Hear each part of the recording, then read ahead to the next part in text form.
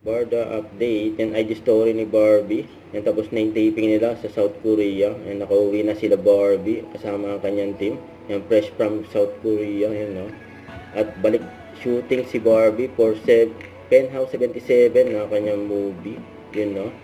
Napaka-busy ni Barbie. Grabe yun. Ito naman kay David. Yan, bukas na. I Think I Love You. Yung single ni David. Any samples. Yes, ito pa yung event ng Barda. Ay, magkikita kaya sila Barbie at David just sa tindahan ni Aling Puring sa World Trade Center. Saka ito pa ang event ng Barda. Sa 17 na yan. Ayan, kasama ang Barda siyempre at si Felix. And pinost pa nga ni Barbie yan. Sinagot ng close-up ng tanong ng mga Barda. Ayan, magkasama sila Barbie at David at Felix dyan. Sigurado siyempre. So, ito pa yung nakarang event ni Barbie for You Glow Big. Ayan, ganda ni Barbie, oh.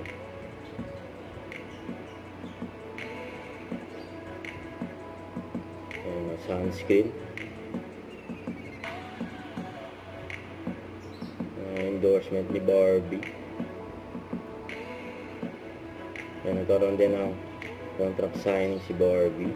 Pinakita pa yung video ni Barbie, oh. Hindi pa yan pinapakita, eh.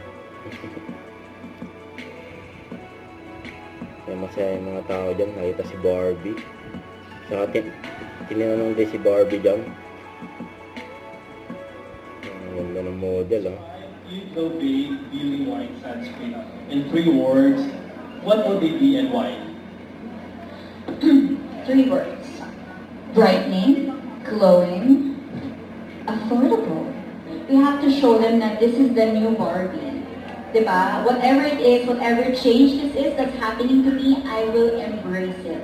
At kasama dyan, syempre, ang You Glow Babe. Kasi, kasama sa change of lifestyle ko, ang pagtakubo! Siyempre, nag-explore ako ng bagong hobbies. Siyempre, hindi dapat makakalimutan ng self-care. At number 1 dyan, ang sun protection, ang sunscreen. Kasi don't forget to subscribe and click the notification bell for more update. This is Switch or the Action Vlog. Stay tuned for more videos. See ya.